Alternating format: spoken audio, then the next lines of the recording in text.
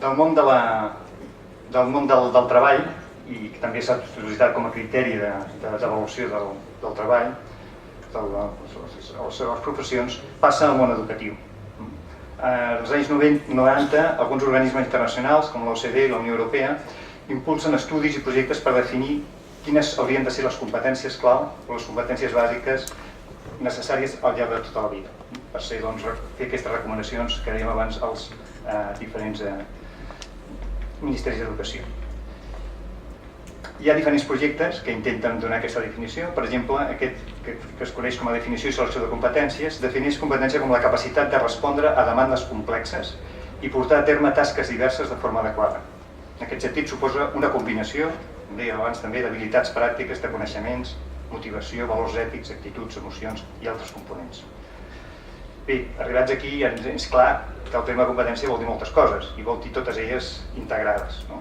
Aquesta potser és una idea clau. És a dir, són coses potser que cada una d'elles per separada no ens resulta nou, potser el que és nou, la novetat, és la manera de relacionar-les i de presentar-les conjuntament.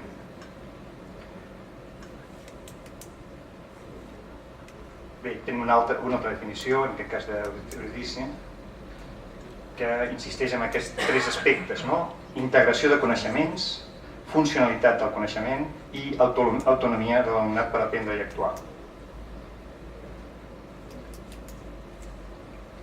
De fet, doncs, com deien, el concepte de competència connecta amb altres conceptes que ja ens eren coneguts. Per exemple, té molts punts de contacte amb el concepte d'aprenentatge significatiu. Igual que aprenentatge significatiu, insisteix en la importància de reorganitzar i integrar els diferents coneixements i contextos, subratlla la funcionalitat de l'aprenentatge i també fa referència a la gradualitat en el seu aprenentatge.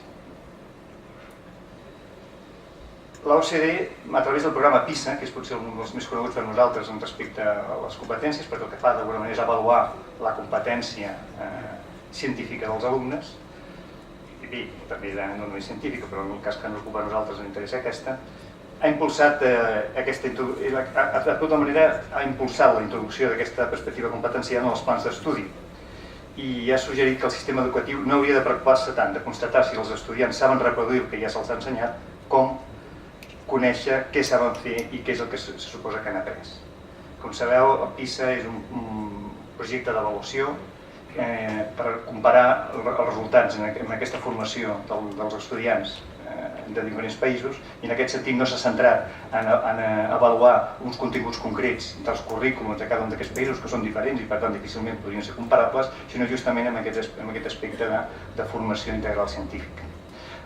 Per tots probablement és conegut ja la definició del projecte PISA, defineix competència com desenvolupar la capacitat dels escolars per utilitzar el coneixement científic per identificar preguntes, obtenir conclusions a partir de proves, s'entén experimentals, amb la finalitat de comprendre i ajudar a prendre decisions sobre el món natural i els canvis que l'activitat humana hi produeix. Aquestes definicions, la respiració quasi quan acabes costa de mantenir, són llargues, sembla que una mica que vas afegint coses perquè d'alguna manera contemplar-ho tot i mai s'acaba d'aconseguir.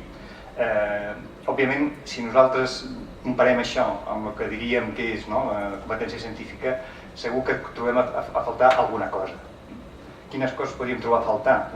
Per exemple, no es parla aquí de la importància d'emetre hipòtesis, de dissenyar experiències per obtenir aquestes proves experimentals que diu. És lògic, de fet, està definida aquesta competència de tal manera que sigui útil per poder ser avaluable amb unes proves escrites, de paper i llapis. I per tant, no pot reflectir tot allò que hem de treballar a l'aula respecte al que és la metodologia científica, en aquest cas. De manera, és una bona definició, és una definició que té moltes virtuts, d'alguna manera de permetre un estudi com aquest tipus, però probablement no és completa en el sentit de prendre-la com a referència única per desenvolupar els currículums. Segons aquesta definició, haver adquirit la competència científica implica utilitzar el coneixement científic i aplicar els processos de la ciència en contextos quotidians diversos, ser conscient del paper de la ciència i de la tecnologia en la societat. Aquest és un element també que tornarem a parlar després i que és important. i que molt recentment s'està cada vegada insistint més en els nous currículums, és a dir, no només ensenyar ciència, no només saber obtenir coneixement científic escolar a través de processos d'integració, sinó també tenir una idea de què és la ciència, de quina és la naturalesa de la ciència, de com es fan ciència, com es fan estudis científics, i plantejar-se això com un objectiu tan important com els altres en les finalitats educatives. Per últim, mostrar l'interès, reflexionar i comprometre's en qüestions científiques i tecnològiques des d'una perspectiva personal i social. Això ens recorda i punts de referència també a tot aquest moviment d'educació, ciència, tecnologia i societat, que també ha estat recent i ha tingut una importància. Ciència, tecnologia i societat, educació, ciència, tecnologia i societat, alfabetització científica, són termes que comparteixen significat amb actualment el de competències.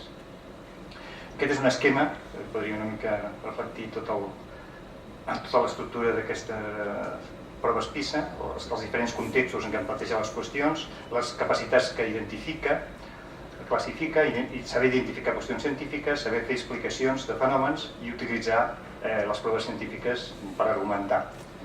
Com això ho aplica a continguts o bé del món natural o del que és la ciència, que diem la naturalesa de la ciència, i com també té en compte actituds tals com interès envers la ciència, sobre la investigació i sobre la responsabilitat respecte a la salut i els recursos.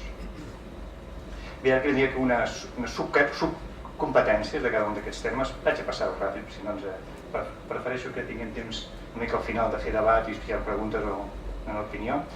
L'explicació científica dels fenòmens, la utilització de proves científiques i aquí aquesta diàpota potser no l'haguéssim pogut posar abans, quan parlàvem d'això, de les competències, aquests estudis finalment que es van fer a Europa per definir quines són les competències bàsiques o claus. Aquí tenim a l'esquerra les que s'han definit a la Unió Europea i com aquestes han quedat d'alguna manera reflectides a la llei orgànica d'educació.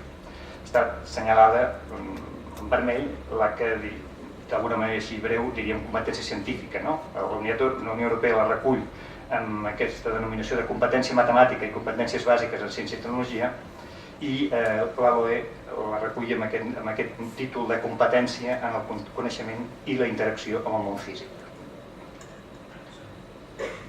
I la defineix la LOE d'aquesta manera: l'habilitat per interactuar amb el món físic, tant en els aspectes naturals com en els generats per l'acció humana, de tal manera que es possibilita la comprensió dels esdeveniments, la predicció de conseqüències i l'activitat dirigida a la millora i preservació de les condicions de vida pròpia de les altres persones i de la resta dels éssers vius. També la respiració quasi no ens arriba per acabar la definició.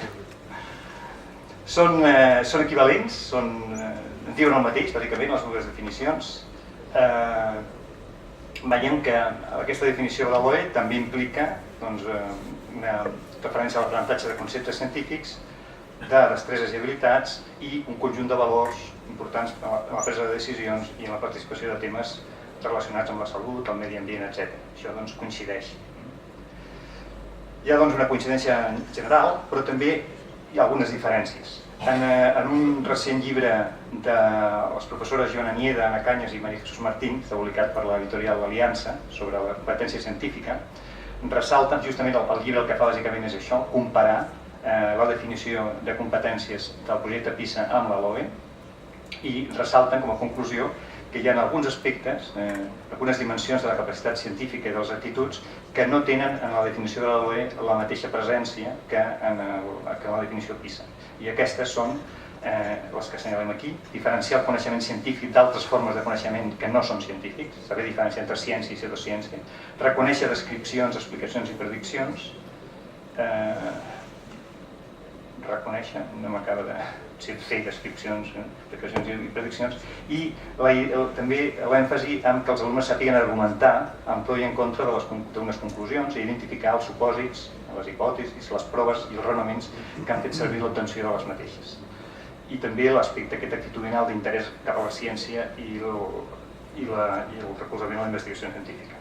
Aquesta insistència també en fer que els alumnes sàpiguen raonar, explicar fets a partir dels models, argumentar, també és una cosa en la qual s'està posant molt d'èmfasi i també després parlem d'alguns projectes que ajuden, que s'estan fent en el sentit d'ajudar els professors a treballar més aquest aspecte de comunicació i d'argumentació.